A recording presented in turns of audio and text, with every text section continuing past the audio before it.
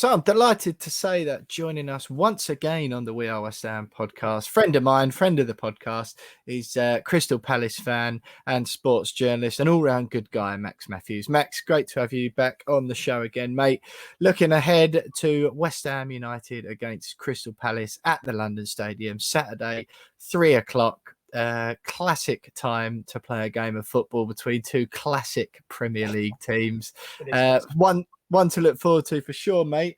Bit of a London derby. Not too much beef between the two sides, really, historically, is there? But always pretty entertaining games and ones I look forward to. Yeah, very much. Yeah, thanks for having me. Great to be here again. Yeah, they are always really good games. And you're right, there doesn't seem to be too much kind of feistiness or rivalry between the teams. It just seems to be, quite a nice, like enthralling, exciting Premier League games. And like you say, the last couple of seasons between the sides, they've always been quite tight games, 3-2 and 2-1, and a couple of late winners, which I had to mention. But yeah, I'm really looking forward to it. Yeah, absolutely, mate. I mean, I'm still scarred by the game at Selhurst Park I went to. Got in late. Someone had stolen our seats in the worst away end there is in the Premier League anyway. You can't see most of the pitch. The view's terrible. And then Marouane Chamakh scored for you. May have even been twice, but he scored for you against us. And very scarring experience at Selhurst Park that was. But Max, I was fortunate enough while I was working at Stamford Bridge for your opening game of the season against Chelsea.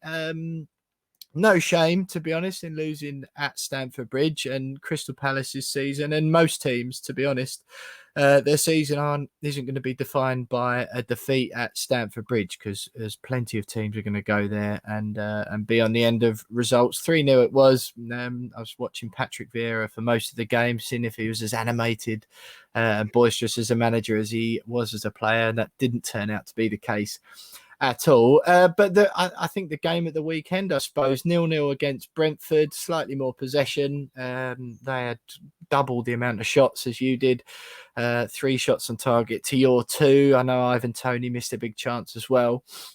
Those are the sort of games, I guess, that are going to make the difference for Palace. What have you made of your opening two games?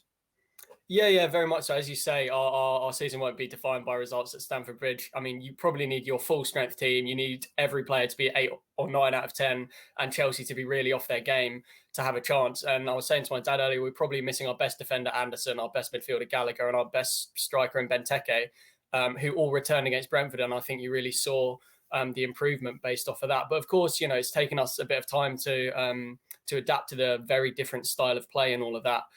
So basically what you don't want first up in a new season with loads of change in players and staff and manager and all of that is an away trip to the European champions. I mean, we didn't really fire a shot in anger at all. I actually can't remember a single shot. But I think you got through on goal. Down the right hand channel. Might have been Zaha, who just fluffed his lines, and that was as dangerous as it got for Edouard Mendy. Yeah. But so they're a really quality team. In fact, I was actually watching it in a pub garden with my mate who's a Chelsea fan, and it didn't go well. Insufferable. Yeah, but we really did improve against Brentford. And I mean, I'm a little bit disappointed we couldn't manage to get the win. But then I think Brentford could say that they got a fair point. I think it was fair. A draw was what both teams deserved. And it was a big improvement in terms of performance. We looked much livelier with the kind of the pressure. We looked really solid at the back with Gay and Anderson, new signings playing together for the first time.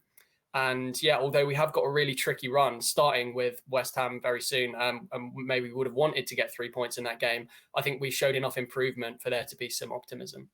Yeah. So before we look ahead to the game on Saturday, Max, Patrick Vieira, what did you make of the appointment? What have you made so far from what you've seen and heard? Obviously, you'll have heard a lot more of his comments and stuff that some of our listeners might have done. So give us your thoughts on him. Yeah, to be honest, I wasn't too sure about us getting him as manager. And when, the kind of shortlists and the candidates were being talked about, his name wasn't too high up on our list. And I don't want to be kind of disrespectful to him because obviously he's got a massive presence as a player, but obviously he's a little bit unproven in the managerial world. He's never managed in England before. He has coached in England under Mikel Arteta at City. And he's only kind of had a couple of seasons at New York and then a couple of seasons at Nice in France. And very much Nuno Espirito Santo and then Lucien Favre were our first choices. But Nuno was kind of prevaricating, thinking about a move to Tottenham, which he eventually got. And then Favre decided it wasn't for him. And so it felt like it was just kind of returning back to our old list of candidates and maybe going to someone who is 4th, 5th, 6th, 7th down our list. But all the noises he's been making seem quite positive. We've obviously instigated a revolution in terms of players. We got rid of about 10 or 11 players out of contract. It's a massive turnaround. But it's exactly what we needed and what the Palace fans wanted, because we had such an aging squad. I think we had the oldest average age squad in the Premier League last season. And we really, really struggled in terms of, just the kind of relentless physicality of the Premier League. And we had quite a small squad. There were loads of injuries being picked up. And ultimately, we never get any transfer fees for our players. Wan-Bissaka is a one-off. We sold him for 50 million. And how many times does a 50 million academy product come through your system? Not very often. And so it basically is not a sustainable way to run the club financially. And so now we're moving towards a much more sustainable way where we're signing lots of exciting young players. Anderson's 25, Gay is 21, Gallagher's only on loan, but he's 22. Elise is young. I think he's 19. Obviously, Eze, we signed the season before. And those are the kind of players, kind of young and dynamic, who are going to get better as they get older. And say they don't work out in 2-3 seasons, we can sell them on for the same that we bought them for, or maybe even make a profit if they do really well. And so very much I'm delighted with the transfer window we've had so far. It's almost a perfect transfer window. If we can get Nketiah or Nelson maybe on loan from Arsenal or something, strengthen our forward line, I think that'll pretty much be the perfect window. We'll just have to see how Vieira does in the rest of the games, because it's obviously a pretty small sample size so far. Yeah. I mean, you sort of hope for, I guess, with the Vieira links with Arsenal that might help you with one of those two transfers you mentioned just then. To be quite honest, Max, I wouldn't mind Eddie Nketiah coming in at West Ham at all. We're in desperate need for a striker. So, Max, looking ahead, or actually before we look ahead, you mentioned there about Crystal Palace's backline. I've asked you this before. We always like to check in whenever we do the Palace opposition view on our old fan favourite James Tompkins, who I think many fans would still like to see at the club now. There's certainly no suggestion that Issa Diop, for example, is an enormous improvement. 12 million quid seemed like reasonable money that we got from at the time. You mentioned your best backline being Guehi and Anderson there. Where does that leave Tompkins? How's he thought among the Palace fans? Where does he fit in at the club at the moment? Yeah, I mean, he's pretty highly rated by the Palace fans. I mean, he is probably he was definitely for the last 3 or 4 seasons when he was fit, a first choice player in the team. But it was just a question of when he was fit, and he kept picking up kind of niggly injuries, which is a real shame for him. And then last season, he had a really horrible eye injury. I think he got kicked in the eye in training. And obviously, it's such a sensitive area that you have to be really, really careful about kind of coming back to fitness. So while we were really struggling with kind of who to play at centre back last season, and we played another ex-Hammer in Kouyaté there for a lot of the season, just kind of because we had to. He was a bit unfortunate that he was out for all of that time when he probably would have been playing regularly.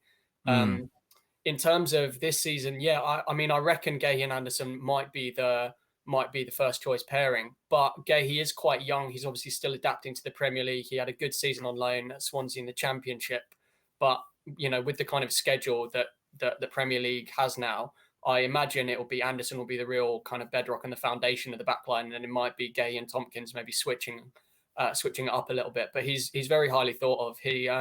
His contract expires next summer, but I can very much imagine us keeping him as a squad player. And yeah, he's a solid player. Yeah, fair enough, Matthews. Well, looking ahead to the game at London Stadium this weekend, then Max, it's a bit of a strange one, really. I mean, West Ham, it's always a game that on paper you think, we should beat, especially Palace at home. You think, home game, our home form was excellent last season. Under Moyes, he's turned that round. What can we, the West Ham fans, expect from Crystal Palace? You played a 4-3-3 at the weekend. You mentioned some of the new signings there, and I say, having watched Palace already this season, Chelsea away is not really a fair one. But there was nothing there that I thought, oh, that's exciting.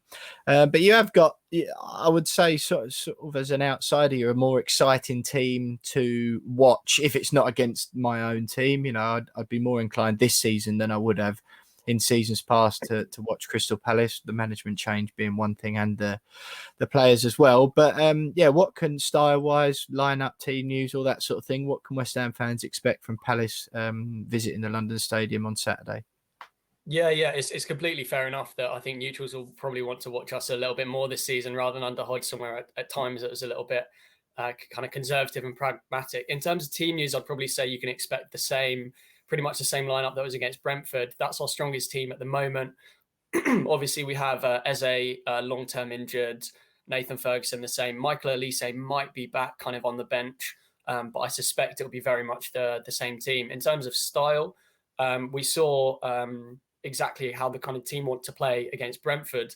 Excuse me. There'll be lots of pressure high up the pitch, whereas previously, as you well know, Palace would kind of sit back quite deep and look to soak up pressure and maybe kind of do a half-court press. And when teams got close to their goal, they would press, but not before.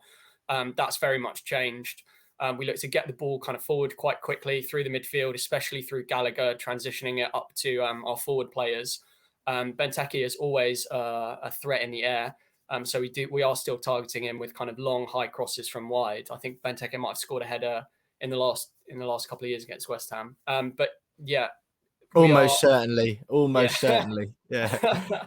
Yeah, we are looking much more exciting. But I think we do still look a little bit vulnerable to playing out from the back. We've started doing what big teams do, which is putting the two centre backs on either side of the 6-yard box from goal kicks, and Guaita will just tap it to one of them and we'll play out from there. And with Kouyaté in centre mid, you know, many things he is. He's not a fantastic retainer and distributor of the ball, shall we say. So at times he got caught against Brentford and they had a couple of shots from outside the box from Tony when he got caught in possession. So as much as we're going to try and press you, you can definitely press us. And there's an opportunity there to catch us out at the back. Yeah. So I mean that makes for a bit of an interesting game, Max. I think David Moyes is still not in so much of a boring, pragmatic fashion as Jose Mourinho, but he's still very happy to let opposition sides have the ball. You know, we rarely have we rarely dominate possession, put it that way. We're certainly set up for that, so it'd be an interesting one. Wilfried Zaha, Max. I mean, the perennial transfer rumor that man is. I don't know. We must have had the exact same conversation this time last year and this time the season before and probably the season before that. You know, I know he's your highest paid player. I don't know. What do you make of it? He's there again. And it seems like nowadays there isn't an appetite for him. The wages he's on at Palace, there's better value for money out there than perhaps there was, which is perhaps why he was so infuriated that he didn't get the move, a season or two ago, because he knew that the time would come where other clubs just aren't willing or interested in paying. Is it correct that he's about 100,000 a week at Palace? Yeah, around that. Yeah. Yeah, and I mean, it's fair to say I don't think that these days any other clubs are going to pay that money for him. What do you make of that situation, and will he ever leave? Yeah, I mean, in a way, I hope he doesn't leave because obviously he's such a fantastic player. But in a way, I also kind of want him to, spread his wings and fly at a better team than Palace because he is, I mean, too good for Palace. I don't like diminishing my own club. You still think? Yeah, but do you still think that? Yeah. Yeah. But I think he is too good.